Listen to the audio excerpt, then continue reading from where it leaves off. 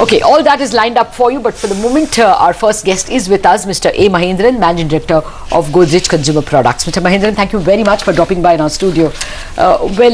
First enlighten us as to how is the raw material trend. We understand that palm oil prices have been falling. There is a general trend of global raw material prices falling. Tell us if you're seeing, what percentage falls you saw in this quarter itself. Will the trend continue, and will your margins therefore look very good this quarter? Yeah, I think the trend is good from a commodity price point of view, particularly palm, which is one area where we have three categories, out of which one category, which is the personal wash, which is the toilet soaps. We use palm oil, and in that segment, yes, there is a drop in terms of the prices, international prices as well as our local prices here. So with that, we feel that the trend would continue for the next year, and we are happy that it definitely helps in terms of our margins. Also in the ensuing year. Does it help in terms of margins, sir, or will that margins get nicked by lower demand and therefore your necessity to lower prices? Maybe I'm jumping the gun. Did you lower prices anytime in this quarter? Are you likely to in April? Yeah, we did not lower the prices. The reason is, as these prices are volatile as it is, so we cannot, as in the FMCG business, when we take up the price and then we don't fluctuate the price like that as per the commodity price. There we need to have a stability from a consumer point, and so we cannot do that. Okay. So the current quarter, yes, the price point in terms of these things has helped, and the prediction for us as far as next year is concerned, the prices, if it can only dip little bit more but not go up. That's the feedback we have, and that's how we are planning also. So from a price point to the consumer, we don't see that either reducing or going up. Okay. Mr. Mahendra, hi, good to see you in this morning.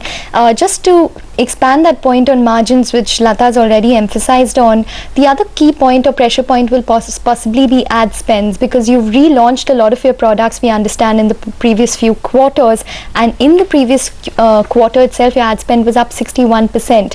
In terms of as a percentage of sales, what do ad spends look like, and what is the trajectory going forward? How much more aggressive do you need to be on that? Yeah, as far as the percentage of advertising spends to the total overall sales is, and we are holding on, which is roughly about 10 plus points, So this is as per the plan for the year. So it is not that it was unplanned expenditure of these launches. All the launches are well planned and well executed for the year. Yes, of course, the number of launches are pretty high. We have launched more than 5 new products, brands which were launched in this particular year.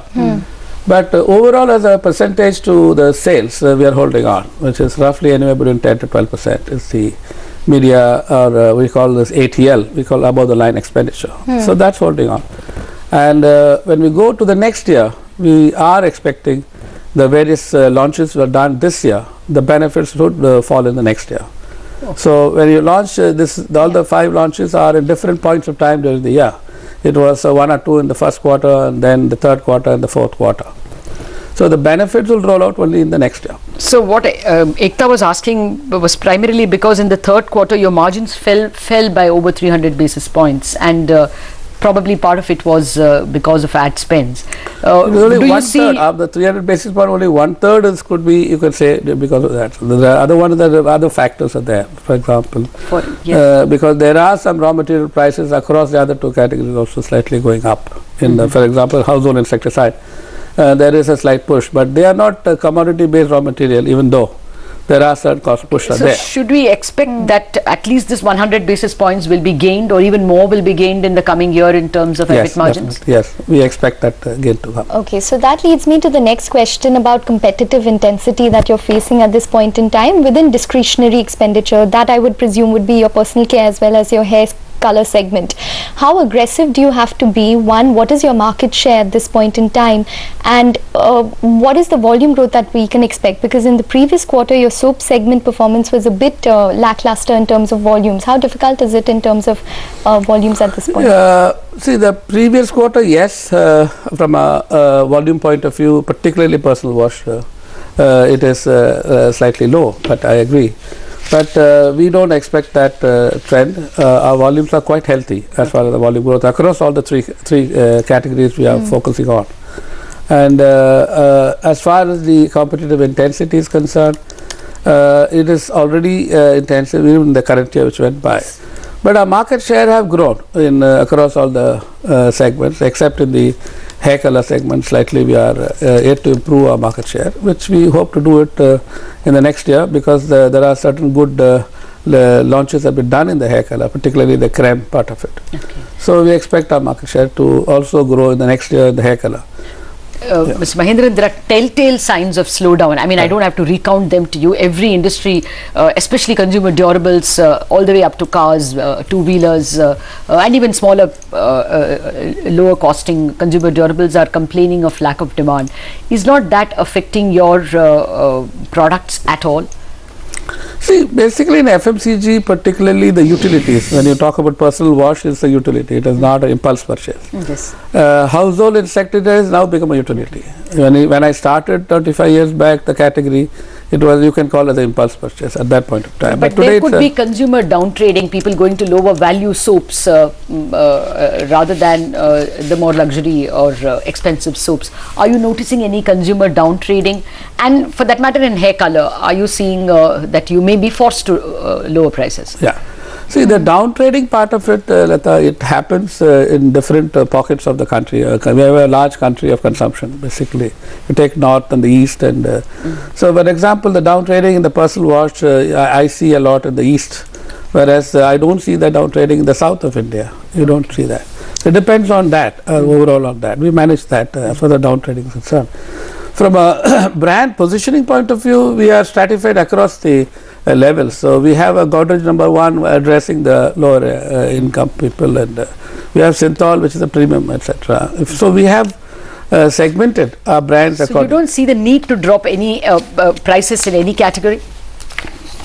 No, just to save demand or to be attractive? We are not seeing that at all. In terms of price drop across the three categories, we are focusing. You spoke about the likelihood of margins improving next year because you will be able to harvest the ad investments you made in the current year. Yeah. How much? 100 basis, 200 basis? I will not be able to put a number to that, but certainly if with my buoyant thinking, at least 100 basis point should improve. If as per our launches, all the plans are executed the next year, why not? Of course, our margin should improve. Yeah. Okay. Some news coming in on Aurobindo Pharma, which we should pull up. The stock actually should be reacting positively to it. We do understand that the US FDA has given their go-ahead for Unit 6. Remember, there were some observations on Unit 6 which have been there for a long period of time. So the US FDA has removed the import alert on Unit 6 of the company, and that will actually ramp up the US revenues going forward for the company. We do understand that there were around 2 to 3 minor observations for which the company had already replied to the US FDA. So now the US FDA has replied in the affirmative, and now the import alert has been removed. So it's positive. We do understand there are some DMF filings. There were some around 16 approvals from the Unit 6. So for this import alert actually being removed, it's going to be positive for the US business going forward. So it's a positive coming in for Aurobindo Pharma, currently at the high point of the day. But Mr. Mahendran, just getting back to a couple of questions, I just had one particular question on the insecticide portfolio. How much of an increase do you see within that particular portfolio, because that seems to be actually be your hedge as opposed to the other ones which might be showing some amount of a slowdown? Hence, is it more easier for you to become a little more aggressive there, take higher price hikes? Is that something that we can expect in terms of the insecticides portfolio for the company? See, certainly I agree. As a category among the three categories, household insecticide is a very good category from GCPL point of view as a hedge category, yes. But if you are asking whether would that be an increase in terms of the prices toward that, I don't see much of an increase in that segment. But whether the category can take a price increase, yes, it can. So we should expect something in April? Price increase? Yes. No, we are not planning right now. We generally don't plan in the quarter one. We look at quarter two and quarter three. In general, in terms of price reduction or price increase, whatever that the company might be planning, by when, what is the time frame that you'd be working with in terms of price revisions, and what is the most likely price revision that we could see from the company in the current scenario? That's what I'm saying. As far as the price increase, you can look at a price increase, but typically it won't fall at the quarter one. We do it in quarter two. And what percentage, etc., we will not be able to. Remaining segments, personal care segments? I don't see a price increase at all in personal care. Generally, no, actually, but household insecticide could be. From but an how industry much angle, do you think personal products prices could fall? I mean, it may not happen only for Godrej, but across the category, is there enough consumer down trading or pressure on demand to see a industry-wide fall in prices? No, I don't see that. It's not that bad yet. All right, Mr. Mahindran, thank you very much indeed for joining us today. Well, that's the word coming from Godrej. In fact, several brokerages, I have an IIFL note in front of me. They have actually increased their PE multiple, reflecting their confidence in the long-term growth potential for Godrej Consumer. We'll take a break on that note. Up next,